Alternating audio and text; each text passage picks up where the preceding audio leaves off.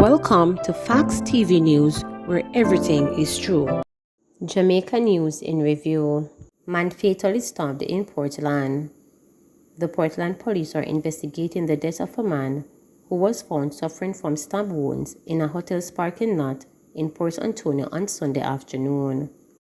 Police named the deceased as Colin Colson, otherwise called Gramazone, a resident of Land Settlement in Port Antonio. Police reports are that about 2:50 p.m., passersby found Colson suffering from what appeared to be stab wounds. The police were alerted and he was taken to hospital, where he was pronounced dead. An eyewitness on the scene reported that Colson had an altercation with two women before he was stabbed. "I was here and he called to me and went over to the Go-Go Girls, and I don't know what he or the Go-Go Girls have. When I look, the girls drape him, and him drape the girl and take out him knife. The girl took out her knife also, and the other girl pepper sprayed him. By the time the next girl pepper sprayed him, the next one stabbed him, and him walk across the road and go down in the park lot. And when we come down here, we see him under the mango tree. Then me hear say him a bleed. One man took him up to put him in the car, but nobody no want go with him, and him come out and fall aground. The police them come and take him to the hospital," he said. One of the two women was taken to the police station. Homeowner kills alleged robber in Portland. The Portland police are probing the death of a man after he was shot by a licensed firearm holder during an alleged home invasion Sunday morning at Port Antonio in the parish. The deceased has not been identified.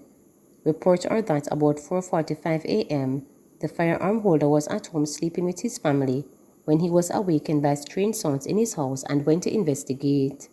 It is reported that the firearm holder saw a man armed with a gun pointing in his direction. He fired shots at the man, who then ran out of the house with another man. The injured man was later found lying on the ground with the firearm, while his accomplice escaped. The police were called to the scene. Body believed to be that of missing bartender found in shallow grave. Detectives in St. Anne have arrested a man in connection with the suspected murder of a woman after her decomposing body was found in a shallow grave in Runaway Bay in the parish on Friday. The body is suspected to be that of 25-year-old Russell Glaze, a bartender of a St. Elizabeth address. According to reports, Glaze was working at a bar in Salem, also in Runaway Bay. Family members reported her missing on Wednesday of this week after they failed to make contact with her. However, sources say Glaze was last seen in a bar in Runaway Bay, reportedly in the company of a man on Saturday, May 21. Following an initial probe by the police, a man from the parish was detained and questioned.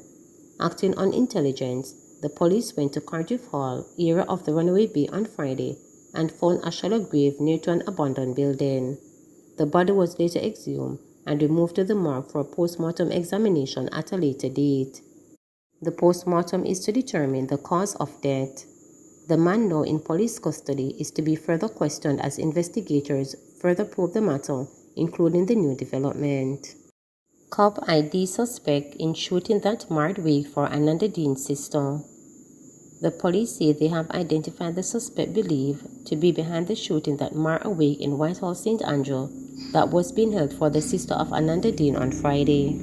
Shanice Dean, 28, was shot and killed, and 3 other people were injured at a funeral that was being held at Meadows Memorial Gardens in St. Catherine on May 21. The service was being held for a relative of the Deans. As it relates to the incident at the wake, the police said that the sound of gunshot that sent people scampering for cover as it echoed through the air was not fired at the event but close by. The gunfire, it is reported, took place even though members of the Jamaica Constabulary Force had a team of officers close to the event. Persons at the wake heard gunshots and panic, and this triggered a rush, but based on investigations, the shots were fired close to the event, said a police source. The cause of this latest shooting is still not clear. The police have also disclosed that the investigation into the shooting incident that led to the death of Shanice revealed that gunmen carried out an attack on a man who was also attending the funeral for a family member of the Deans. Reports are that Shanice was hit in the crossfire as a shootout between the men and other firearm holders took place. Reports are that members of Dean family held a Thanksgiving service for a loved one in Kingston, and then proceeded to Meadows Memorial Gardens in St. Catherine, where the deceased was to be buried when gunshots were heard. The men who carried out the attack then fled the area. 4 people were wounded and were rushed to the hospital, where Shanice was pronounced dead. The other victims were hospitalized. Shanice is related to Ananda Dean, an 11-year-old girl who was abducted and killed in 2008. The death of Ananda Dean led to the authorities to form the Ananda Alert System, designed to ensure that speedy and safe recovery of a child in the event that he or she cannot be located by a caregiver. Municipal cop fatally stabbed in Clarendon domestic dispute. The police in Clarendon are hunting for the common-law wife of a municipal policeman in connection with his stabbing death on Monday. The deceased has been identified as 30-year-old Kenny McDonald, who lived in Burnt Ground, Green Meadows in the parish. McDonald was employed at the Kingston and St. Andrew Municipal Corporation. The police report that about 5:20 p.m., McDonald and his common-law wife had a dispute when she allegedly used a pair of scissors to stab him. The police were alerted and McDonald was taken to hospital where he was pronounced dead. Investigations are ongoing. Up to May 27, some 29 people have been killed in Clarendon. Close relative of dead child being questioned by cops. The police interviewed a close relative of 7-year-old boy whose body was reportedly found at the back of his house in St. James early Tuesday morning. Grade 1 student of Brickestead Primary School, Aidan Rose, was found in bushes with what appeared to be a number of wounds, mainly to the head. It is said that he was bleeding from the nose and mouth. According to sources, the boy's mother found him unresponsive at the back of their home on Tuesday. Man shot dead on Spanish Town Road. 33-year-old Sheldon Murray, otherwise called Kush or Joe, of Peturia Road, Kingston 13, was shot and killed by unknown assailants on Spanish Town Road, Kingston 13 on Monday, May 30. Reports from the Hunts Bay Police are that about 8:15 a.m., Murray was at a bar when 2 armed men traveling in a Toyota Fielder motor car entered the establishment and opened gunfire. The police were alerted. Murray was taken to hospital where he was pronounced dead. Investigations continue. Man in fatal Manchester supermarket shooting gets 18 years and 5 months in prison. Former delivery supervisor Andre Bromfield was today sentenced to 18 years and 5 months imprisonment in the Manchester Circuit Court for the shooting death of a woman at the Master Mark supermarket in the parish in 2019. The sentence, which was reduced by 10%, according to sentencing guidelines, was handed down by Lorna Shelley Williams. Bromfield was initially charged with murder following the incident but pleaded guilty to manslaughter earlier this month. It is reported that on December 31, 2019, 24-year-old Chantel White, who was employed at the supermarket as an inventory clerk, along with Bromfield and others, were in the lunchroom when she was greeted by another male colleague who kissed her on the cheek. Following a statement reportedly made by White that the kiss should have been on her lips, Bromfield, in a bout of rage, reportedly got up from his chair, pulled his live firearm from his waist, and shot the woman. He then ran from the room. White sustained a cranial cerebral injury from multiple gunshot wounds to the face, according to the medical report provided to court. Bromfield, who surrendered to the police on January 1, 2020, and was subsequently charged with 1 count of illegal possession of firearm and 1 count of murder, pleaded not guilty to both counts. The court later reduced the murder charge to manslaughter after Bromfield indicated in his caution statement that he was provoked by White. "Me take up this girl and give her everything. Bill her all one 2-bedroom house, pay her for her credit card and me realize say she have another man. Me see this youth a kiss her up and me talk to her and she a diss me up. Me just snap." St. Anne man charged for murder after allegedly caught on camera with woman. The police have charged a man who was caught on camera leaving a bar in St. Anne with a woman who was later found dead. Charged for murder is 30-year-old Alromia Pringle of Mount Ararat in the parish. Pringle was detained last week in relation to the murder of St. Elizabeth resident 26-year-old Rochelle Glaze. He is to appear in court next week. It is reported that a missing person report was filed at the Runaway Bay police station in St. Anne on May 25th, 4 days after Glaze was last seen leaving a bar in the company of a man. Video footage from a surveillance camera led the police to apprehend Pringle the following day. Further investigations led to the discovery of the woman's body in a shallow grave. Seagull suit established at Devon House in honor of late former Prime Minister. A multi-purpose suit has been established at Jamaica's globally renowned and iconic heritage landmark, Devon House, in honor of the late former Prime Minister Edward Seagull. The repurposed structure, originally a gazebo, was renovated at a cost of $15.2 million by the Tourism Product Development Company TPDCO with funds from the Tourism Enhancements Fund TEF, and is to host meetings and special events. The Edward Seagull was so named in recognition of the honoree's role in preventing Devon House demolition by private developers in 1965 when Seagull served as Minister of Welfare and Development. His response was to spearhead the property's acquisition on behalf of the government and was subsequently instrumental in laying the groundwork for its development and evolution into what is now a popular attraction for both Jamaicans and tourists. The facility was opened by Tourism Minister Edmund Bartlett, Seagull's widow Carla, and daughter Gabrielle during a ceremony on Friday, May 27, a day before the 92nd anniversary of the late former Prime Minister's birthday. The occasion was also used to relaunch Devon Duppy Jamaican Rum, a product of Devon House which Seagull was instrumental in creating along with the establishment's renowned ice cream, among other products. Bartlett, in his remarks, noted that Seagull's attraction to and the role in preserving the developing Devon House was born out of his more than organic relationship with development.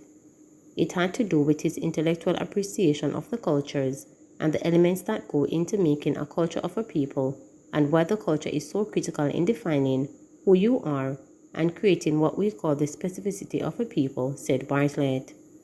He added that as a social anthropologist, Seagull spent his time exploring and understanding the origins of people, civilization, and societies, accompanying structures and organizations of societies, and what it is that makes people who they are, but most important, what are the elements that must make you realize your best self. He understood that you couldn't develop a country without developing the people, because people are at the heart and the essence of it. Also, that if people are to develop pride and a true appreciation of who they are, they need to understand their history and appreciate the contributors to that history, Bartlett further added. He said Seagull also spent much time exploring what went into creating the cuisine for and by which Jamaica is so well defined, hence the creation of Devon Duppy Rum. Devon House is a beautiful place. It is a representation of the Garden of Kingston that has all the facilities for human interaction. Devon House is one of Jamaica's most iconic landmarks and has distinguished itself as a celebrated attraction, the minister added. In her remarks, Mrs. Seagull said she and her daughter were humbled to have participated in the commemorative ceremony.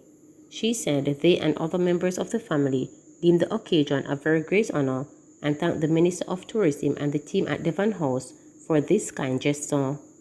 I believe my late husband would have been pleased to know that he left his footprints on this piece of Jamaica's cultural landscape, a place that was so very special to him. This will live on as a legacy, not only for all who come here, but for his family members for generations to come, Mrs. Seagull added. Meanwhile, Counsel for the Mona Division in Kingston and St. Andrew Municipal Corporation KSAMC, Angie Bellamy, who represented Kingston Mayor Delroy Williams, described Mr. Seagull as a visionary. We wouldn't have been here at Devon House if it wasn't for Mr. Seagull, who, in 1965, intervened to stop the demolition. He had great foresight in seeing the property's potential, said Bellamy. Electricity theft behind repeated outages in Hatfield, Westmoreland, says JPS. The Jamaica Public Service JPS is reporting that high levels of electricity theft in Hatfield, Westmoreland have repeatedly knocked out the power supply in the community. JPS says the latest incident of theft has caused the power to go out since last week. The company says it has been forced to replace 6 transformers in a mere 4 weeks. This is unacceptable, as spokesperson bemoaned in the statement today. Under normal circumstances, transformers can last 20 years or more, the spokesperson noted. JPS says it has taken steps to restore power, but is appealing to residents to desist from stealing as their illegal activities will result in further power outages. According to JPS, the community of Hatfield has roughly 160 households, of which only 40 have accounts. Former JLP candidate Ryan Simpson welcomed, but no SE St. Anne vacancy, says PNP. The People's National Party PNP says it is willing to accept former Jamaica Labour Party JLP member Dr. Ryan Simpson, but has made it clear that there is no vacancy in South East St. Anne constituency. Simpson was elected by the JLP to contest that seat against PNP incumbent Lisa Honor in the runner-up to the 2020 general election. He was later pulled by the party at the last minute as he would have breached then COVID-19 protocols, having arrived in Jamaica from overseas. Simpson was replaced by Delroy Cranston, who went on to lose to Honor by 31 votes.